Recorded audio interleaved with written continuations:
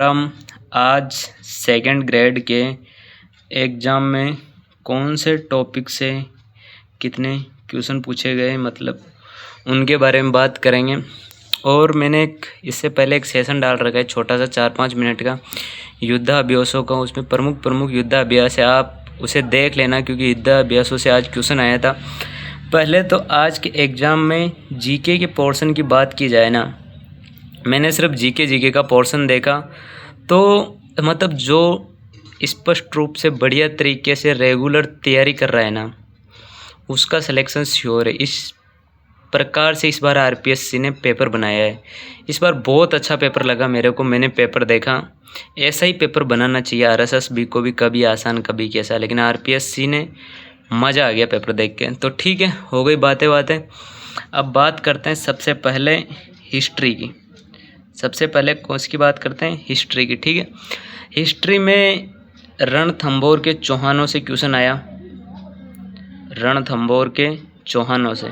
ठीक है, चौहानों से।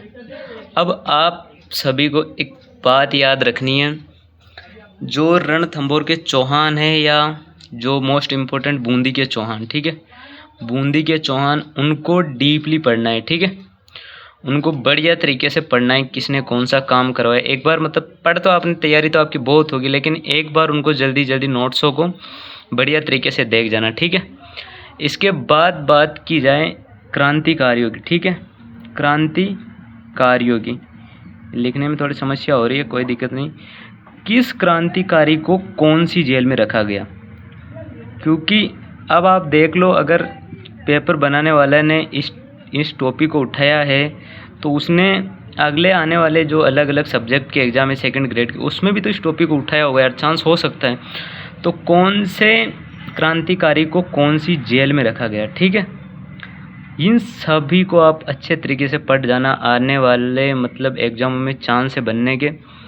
और ना बने तो कोई दिक्कत नहीं, अगर बन गया तो फ़ायदा होगा भाई। वैसे भी आपने पढ़ तो रखा होगा, आपको सिर्फ रिवीजन करना है। ठीक है, उसके बाद बात करते हैं हल्दी घाटी का युद्ध। कौन सा? हल्दी घाटी का युद्ध। इसको बिल्कुल डीपली पढ़ लो भाई। अगर जिसने पढ़ रखा है उसके लिए मैं बात नहीं कर, रिवीजन कर लो जिसने पढ़ रखा है वो तो ठीक है। जिसने नहीं पढ़ रखा इसको डीपली पढ़ लो बढ़िया तरीके से। हरावल सेना में कौन था, पीछे की सेना में कौन था, अग्र में कौन था, कौन कौन से सेनापति थे, कौन क्या था, यहाँ से एक क्वेश्चन आएगा ही आएगा, आप देख लेना भले ही। ठीक है, इसके बाद बात की जाए तो एकीकरण से तो हर जगह पेपर में आता है, इसकी क्या बात की जाए। मैं नॉर्मल क्वेश्चनों की बात नहीं कर रहा हूँ, जो जैसे कौन सा किला कहाँ है, ये तो हर पेपर में आता ही है, उनकी बात मैं नहीं कर रहा हूँ। आप कहोगे कि भाई यहाँ से भी क्वेश्चन आया था तूने बताया नहीं। ठीक है, एकीकरण पढ़ लेना। इसके बाद कला संस्कृति में चित्रकला बूंदी की मोस्ट इम्पोर्टेंट है। बाकी सब जगह की भी रिवीजन कर लेना, लेकिन बूंदी की अच्छे तरीके से पढ़ के जाना, बिल्कुल गहराई से। ठीक है, उसके बाद बात की जाए वाद्य यंत्रों में, आज एक नई चीज़ देखने को मिली है। खैर नई चीज़, आरपीएससी तो हर बार कहीं ना कहीं नई चीज़ें दिखाती है।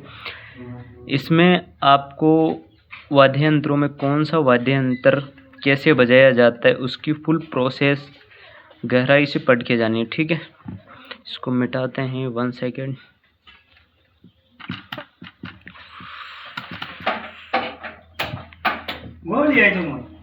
एक मिनट रुको, फिर बताऊंगा, वीडियो बना रहे। इसके बाद प्रमुख रचनाएं। ठीक है, प्रमुख रचनाएं जहाँ से क्वेश्चन पूछे गए, और इसका मैंने आपको 5 मिनट का सेशन करवा रखा है, चाहे तो उसको देख सकते हो या नहीं देखो तो बिल्कुल जो जिसने बढ़िया पढ़ा रखा है वाईटी पे वहाँ से एक सेशन देख लेना। क्योंकि आरपीएससी मतलब ठीक ठाक रचनाएं पूछते हैं। पृथ्वीराज रासो वो बार बार रिपीट होती है, वो वाली नहीं पूछती है। ठीक है, और जियोग्राफी में समवर्षा, कौन सा? समवर्षा रेखाएं अच्छे से पढ़ के जाना। और बाकी आपको पता है जनसंख्या वगैरह, जनसंख्या में डीपली पढ़ के जाना। ठीक है, बिल्कुल डीपली अच्छे से पढ़ के जाना, क्योंकि जनसंख्या में डीपली पूछा गया। बात की जाए एक सभ्यताएं, कौन सी? सभ्यताओं में उनका काल।